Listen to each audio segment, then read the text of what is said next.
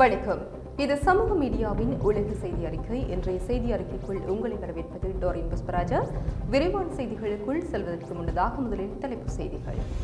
ஈரானின் அணுசக்தி பாதை கடுமையான அபாயங்களை ஏற்படுத்துகின்றது. ஐரோப்பிய ஒன்றியம் எச்சரிக்கை.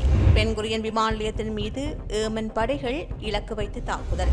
தெஹ்ரானிடம் அணு ஆயுதங்கள் இருக்காது சபதம் செய்த டொனால்ட் ட்ரம்ப். வடகொரியாவிற்கு எதிரான பிரச்சாரத்தை ஒளிபரப்பும் ஒலிபெருக்கிகளை மூடியுள்ள தென்கொரியா. உக்ரைனுக்கான ராணுவ பட்ஜெட்டை குறைக்கும் அமெரிக்கா. ஈரானிய பெட்ரோ கெமிக்கல் ஆலையில் வெடி விபத்து. ஈரான் தொடர்ந்து அதிக செறிவூட்டப்பட்ட யுரேனியத்தை உற்பத்தி செய்வது கோட்பாட்டளவில் 9 ஆயுத தர அளவை விட அதிகமாக உள்ளது.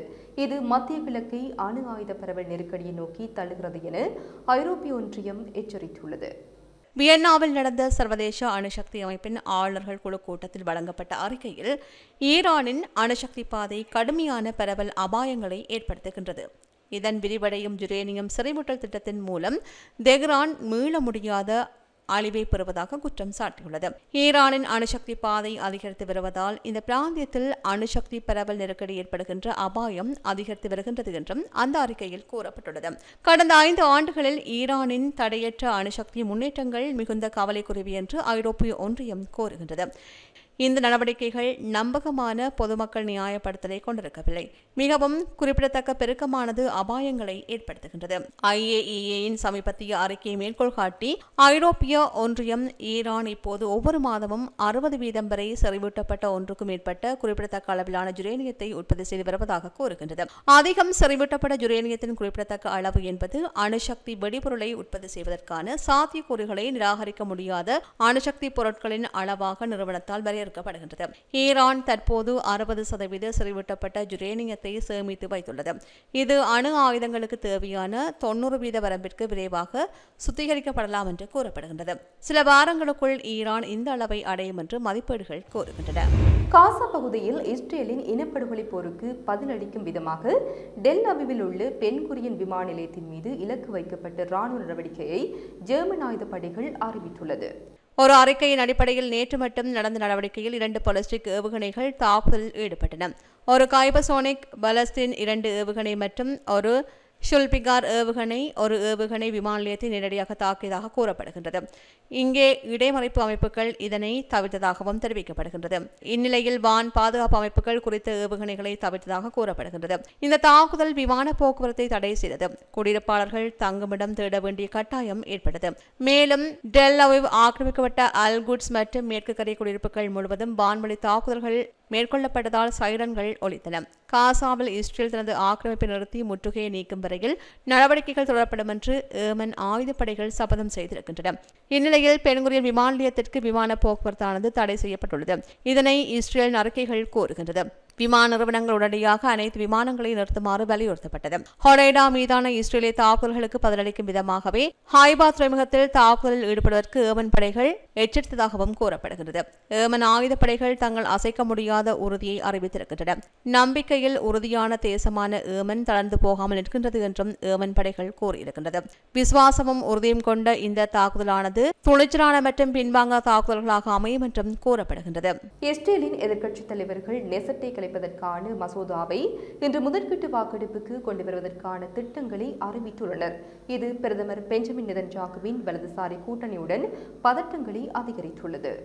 இஸ்ரேல் சேனல் 13 தகவல்களின் அடிப்படையில் எதிர்க்கட்சிகள் இன்று மசோதாவை அதன் முதல் வாசிப்புக்கு சமர்ப்பிக்க ஒப்புக்கொண்டன. கடந்த புதன்கிழமை எதிர்க்கட்சித் தலைவர்கள் கூட்டாக வெளியிட்ட அறிவிப்பை தொடர்ந்து இந்த நடவடிக்கை எடுக்கப்பட்டது.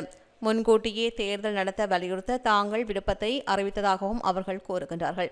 ஜூன் 11ஆம் தேதியன்று நாடாளுமன்றம் கலைக்கப்படுவது குறித்து வாக்களிக்க ஜூன் 4ஆம் தேதியன்று ஜெய்ஷடி முறையாக கோரிக்கை விடுத்தார். கடந்த திங்கட்கிழமையன்று இஸ்ரேலிய ஜனநாயக கட்சியின் தலைவரான யாயர் கோலன் காசா மீதான போர் மீதமுள்ள நியாயத்தை இழந்துவிட்டதாகவும் நெதன்யாகுவின் ஆட்சியை பாதுகாக்கும் நோக்கில் ஒரு அரசியல் கருவியாக மாறிவிட்டதாக கூறினார்.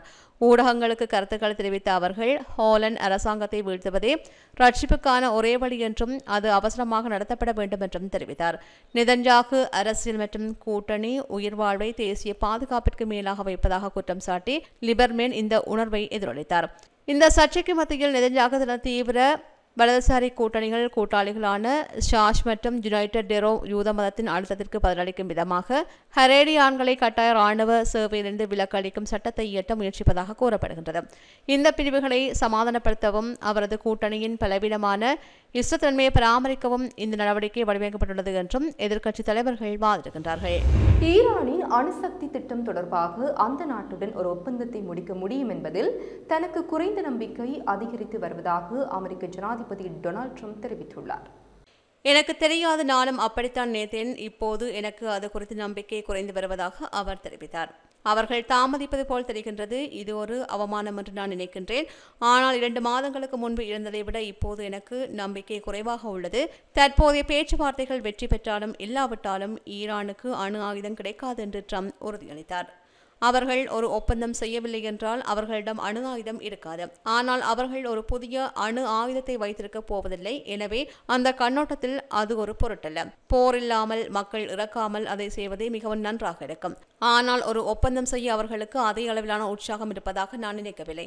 அவர்கள் தவறு செய்வார்கள் என்று நான் நினைக்கின்றேன். ஆனால் நாம் பார்ப்போம், காலம் பதில் சொல்லும் என்று குறிப்பிட்டார். ஈரான் மற்றும் அமெரிக்கா இடையேயான 6வது சுற்று பேச்சுவார்த்தை இந்த வார இறுதியில் இடம்பெறும் என்று எதிர்பார்க்கப்படுகின்றது. அணுசக்தி பேச்சுவார்த்தைகள் தோல்வியடைந்து அமெரிக்காவுடன் மோதல் ஏற்பட்டால் ஈரான் அந்த பகுதியில் உள்ள அமெரிக்க தளங்களை தாக்கும் என்று ஈரானின் பாதுகாப்பு அமைச்சர் அஜீஸ் நஷீர்சாதே இன்று தெரிவித்திருக்கின்றமை இங்கு குறிப்பிடத்தக்கது. தென்கொரியாவின் ராணுவம் கொரிய எல்லையில் வடகொரியாவிற்கு எதிரான பிரச்சாரத்தை ஒளிபரப்பும் ஒலிபெருக்கிகளை மூடியுள்ளது. இது போரால் பிளவுபட்ட போட்டியாளர்களுக்கு இடையிலான பதட்டங்களை தணிப்பதற்கான புதிய தாராளவாத அரசாங்கத்தின் முதல் உறுதியான படியை குறிக்கின்றது. உளவியல் போர் பிரச்சாரத்தில் வடகொரியா குப்பைகள் நிறைந்த பலூன்களை தெற்கே பறக்கவிட்டதற்கு பழிவாங்கும் விதமாக பல வருட இடைநிறுத்தத்துக்கு பிறகு கடந்த ஆண்டு ஜூன் மாதம் தென்கொரியா ஒலிபரப்பை மீண்டும் தொடங்கியது. இந்நிலையில் தென்கொரியாவின் பாதுகாப்பு அமைச்சகம் இன்று இந்த நடவடிக்கை கொரிய நாடுகளுக்கு இடையிலான உறவுகளில் நம்பிக்கையை மீட்டெடுப்பதற்கும் கொரிய தீபகற்பத்தில் அமைதியை ஊக்குவிப்பதற்கும் மேற்கொள்ளப்பட்ட முயற்சிகளில் ஒரு பகுதியாக கூறியது. தனது சர்வாதிகார தலைமை மற்றும் 3ஆம் தலைமுறை ஆட்சியாளர் கிம் ஜாங் உன் மீதான எந்தவொரு வெளிப்புற விமர்சனத்திற்கும் மிகவும் உணர்திறன் கொண்ட வடகொரியா சியோலின் நடவடிக்கை குறித்து உடனடியாக இந்த கருத்துக்களையும் தெரிவிக்கவில்லை.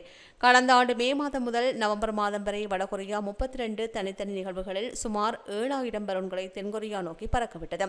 வடகொரியா பலூன்களுக்கு பதிலளிக்கும் விதமாக தென்கொரியா அதன் முன்னணி ஒலிபரப்புகளை மீண்டும் செயல்படுத்தி வடக்கிற்கான பிரச்சார செய்திகளையும் கோபப்பாடல்களையும் ஒலிக்கச் செய்தது. கோவிட்-19 தொற்று நோய்க்கு பிறகு கிம்மின் அரசாங்கமானது தனது குடும்பத்தின் வம்ச ஆட்சியை வலுப்படுத்தும் முயற்சியில் மக்களிடையே தென்கொரியா பற்றிய கலாச்சார மற்றும் மொழியின் செல்வாக்கை அகற்றுவதற்கான பிரச்சாரத்தை தீவிரப்படுத்தி வருவதால் பியோங்யாங்கின் நரம்பை தாக்கும் வகையில் இந்த பட்டியல் தெளிவாக வடிவமைக்கப்பட்டுள்ளது. இந்நிலையில் தான் தென்கொரியாவின் புதிய தாராளவாத ஜனாதிபதி லீ மியோங் பதவி நீக்கம் செய்யப்பட்ட பழமைவாத யோன் சுக் யோலுக்கு பதிலாக முன்கூட்டியே தேர்தலில் வெற்றி பெற்று கடந்த வாரம் பதவியேற்றார். பியோங்யாங் உடனான உறவுகளை மேம்படுத்துவதாக அவர் உறுதியளித்துள்ளார். ஜூனின் கடுமையான கொள்கைகளுக்கு எதிராக பேச்சுவார்த்தைகளை புறக்கணித்ததாகவும் தெரிவித்துள்ளமை குறிப்பிடத்தக்கது. தற்போதைய அமெரிக்க நிர்வாகம் அடுத்த ஆண்டு உக்ரைனுக்கான ராணுவ பட்ஜெட்டை குறைக்கும் என்று அமெரிக்க பாதுகாப்பு செயலாளர் பீட் ஹெக்ஸெட் தெரிவித்தார். அமெரிக்க பிரதிநிதிகள் சபை பாதுகாப்பு துணைக்குழுவின் முன் நடந்த விசாரணையின் போது ஹெக்ஸெட் இந்த ஆச்சரியமான தகவலை பகிர்ந்து கொண்டார். இது பல நிபுணர்கள் மற்றும் ஆய்வாளர்களிடையே விவாதங்களை ஏற்படுத்தியது. இது இந்த பட்ஜெட்டில் ஒரு குறைப்பு என்றும் ஹெக்ஸெட் சட்டமன்ற உறுப்பினர்களிடம் கோரினார். இந்த நிர்வாகம் அந்த மோதலை பற்றி மிகவும் மாறுபட்ட பார்வையை எடுக்கின்றது என்று பொலிட்டிகோ தெரிவித்துள்ளது. இந்நிலையில் தான் பிப்ரவரி 2022ஆம் ஆண்டில் ரஷ்யாவிற்கும் உக்ரைனுக்கும் இடையிலான மோதல் வெடித்ததிலிருந்து இதுவரையில் அமெரிக்கா உக்ரைனுக்கு $66 பில்லியன் மேல் உதவி வழங்கியுள்ளது என்று ஷின்குவாவின் அமெரிக்க ஊடக அறிக்கைகள் கோருகின்றன.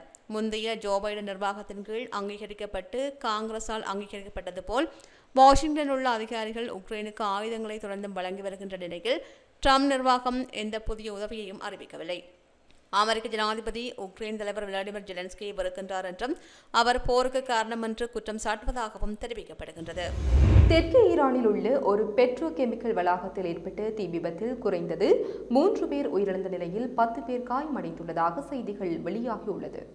சம்பவத்தின் அளவை கருத்தில் கொண்டு காயங்கள் மற்றும் இறப்புகளின் எண்ணிக்கை அதிகரிக்க வாய்ப்புள்ளது என்று தெரிவிக்கப்படுகின்றது.